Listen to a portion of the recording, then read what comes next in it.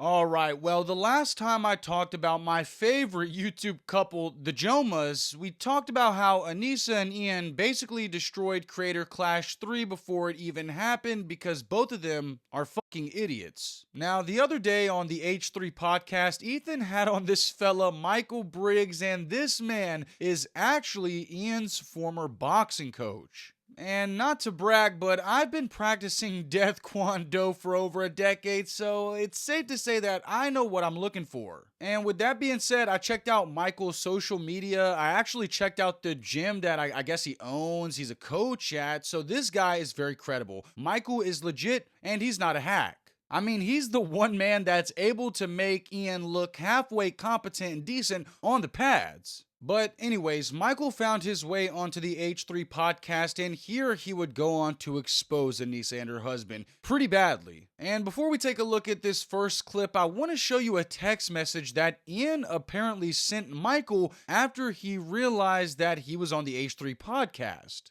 Ian says, "Hey Michael, not sure if this is clickbait or not, but I just saw your face on an H3 podcast thumbnail. Let me know if it's real and if you want to talk. I'm hoping it's just some clickbait because I'd be happy to talk to you if you have unresolved feelings about Anissa." So clearly when I read this message, I get the feeling that Ian doesn't want Michael to talk to Ethan at all, and he's so desperate to defend himself and Anissa. And it's all gonna make sense soon because in this first clip, Michael reveals that Ian and Anissa paid to fly out over 300 influencers for a Creator Clash 2. And one of these names in particular is standout to say the least. Details that you guys shared with me. For example, one being that I think it was you, Kate, that mentioned that he and Anissa did in fact pay for Hassan and all of his compatriots to travel to and stay at Creator Clash 2. Yes. Yeah, so they were talking about that long before, about how they had to fly in all these people.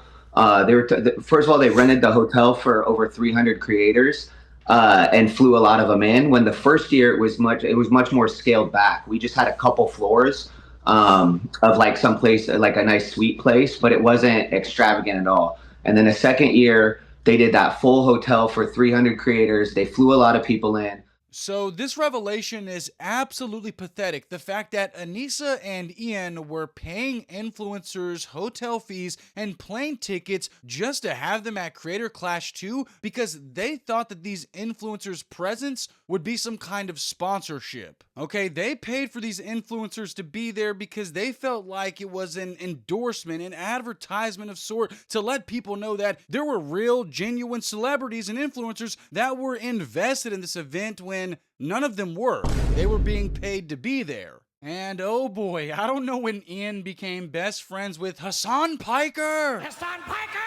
But this dude is legitimately a millionaire. So if this guy is your friend, I have no idea why you had to pay for the flight and pay for the hotel. I mean, a real friend would have told you, nah, man, keep your money. I got money. I'm gonna pay all my expenses off, and you know what? I'm gonna promote the Creator Clash, and I'll be there just because I support you and your charity event. And keep in mind, this is the same event, Creator Clash 2, that lost $250,000. So clearly these two aren't business literate, they are not financially literate at all. They thought that spending money on influencers was some kind of advertisement when in reality, they could have used all that money and invested in some actual advertising like commercials or social media posts. Now, an interesting point that Michael brings up is the fact that apparently Ian was more invested in the influencer expenses than his own father's attendance at his event.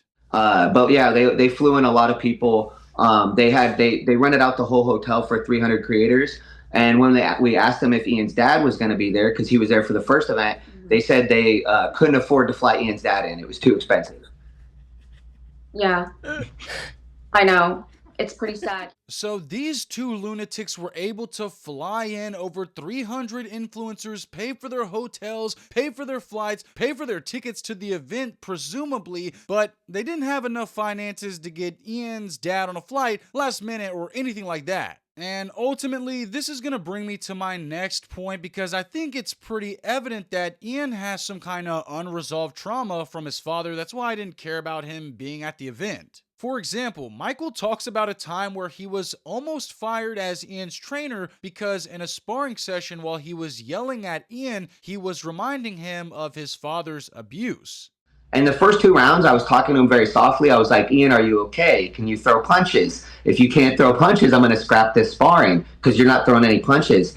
And then he's like, no, I'm fine. I'm fine. And then 2 rounds later, then I'm like, what are you doing? Like, why are you doing that? And then he went on the Small Show and he was like, yeah, it's bad enough when you get beat up and your coach is yelling at you too. Shut up, dude. I swear. Did you say he cried? Oh, we had to have a meeting. So after that, so he was crying at the gym afterwards. And I said, and once again, I hate to hate on him for that because it's very emotional. Yeah, for sure. In some hard sparring, right? Yeah. So but then what happened afterwards was horrible because then we went back to the hotel and then they were eating at Denny's and they said, we need to have a meeting. So I have to go to Denny's. And they pretty much then talked about how they were going to have to fire me because I reminded Ian of his father when his father would yell at him as a kid. And so I had to relearn how to talk to him. So as a practitioner of Death Kwon Do, I just want to give my professional opinion. Michael, you did exactly what you were supposed to do as a coach. If your fighter, Ian, is getting tuned up in sparring, it's only right that you step in and say, hey, man, you need to start doing this, start pumping the jab, start getting comfortable, or I'm going to call this off because I don't want to see you unnecessarily get hurt. You know, I'm not trying to be insensitive towards Ian's trauma with his dad, but if it's that bad, man, you might want to consider a different sport, okay? This is combat sports where you're liable to get brain damage and CTE. Do you think that's going to make your trauma any better? Like, you can barely handle commands from a coach in sparring practice. You can barely handle being yelled at. How is your coach supposed to trust you to go out there when you fight and perform if you can't even take the heat in a sparring session? And then your bitch ass's first instinct was to attempt to fire him at a Denny's? Like, I understand wearing your heart on your sleeve, but IDubbbz is just a fucking crybaby. He cries at a Denny's after the sparring session. He cries on the podcast. Fuck, he even cries after the fights. Now, these next few clips are pretty important, so you need to pay attention because they're going to illustrate just how morbid Anissa is and how much of a cuck Ian has been turned into. In this next clip, Michael is going to talk about how Anissa had the hots for one of Ian's sparring partners who was regularly beating the shit out of him. This next question is very salacious, so it's totally up to you. You can pretend like you don't even know what I'm talking about if you want. But what I've heard is that she was hitting on one of his sparring partners and was obsessed with him and gave him a VIP pass to the event. A lot of his sparring partners got the passes, but she definitely had a big crush on one of the guys that would come in and spar with them, because anytime they would spar, she would just be super into it and watch every moment. And then even if he would like beat Ian up, she'd be very into it. And then I want to say that I want to say that before. So Anissa never gave shout outs to Michael training Ian at all, but she put out the first video of Ian like getting rocked in sparring when Ian was sparring with her crush. Yeah. It was our friend Gabe. She shared it. And we have a clip too. You guys can show. I would call him Gorgeous Gabe.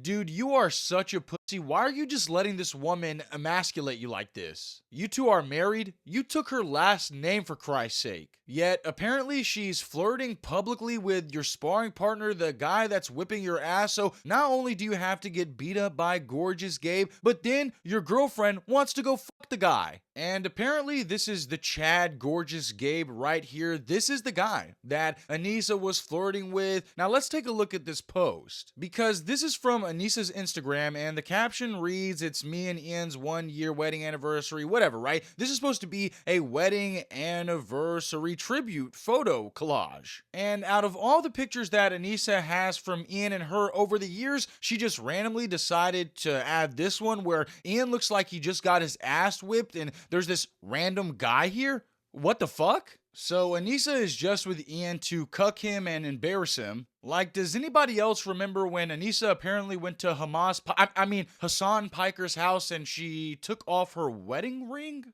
Okay, normal people in marriages and relationships don't do shit like that. Only succubi do shit like that. But to end out this video, I have one more clip for you, and this is absolutely wild, as I guess Ian and Anissa thought that Sam Hyde was going to fucking kill them. Yeah, it was the craziest thing because Anissa said to me, she's like, Kate, you don't understand.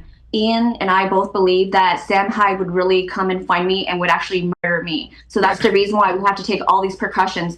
And I was just like, are you sure? I was like, I think the guy's a millionaire. So that was a very hard listen because it only confirms one thing. Ian has never been the same since, his beef with Sam Hyde. Alright, Sam broke this man. To the point that I guess Anissa and Ian are running around now telling people, oh, there's this crazy man after me named Sam Hyde and he's gonna fucking murder me. You cannot be serious. Like, pipe down, you two drama queens. The ghost of Kiev has bigger fish to fry. Sam Hyde does not think about you guys. He has his own life to live, and in fact, nobody thinks about you guys. And that's the funniest thing about Anissa. She thinks that she's the main character. She thinks that she's somebody just because she got with Ian. Newsflash, nobody would know who you are at all if you didn't get with this cancer-stricken man. But anyways, I do want to hear your guys' opinion on this IDubbbz drama update in the comments below. And make sure you subscribe to the channel and turn on the bell notifications as we are on the road to 3,000 subs. Make sure you like, comment, subscribe, and play my music.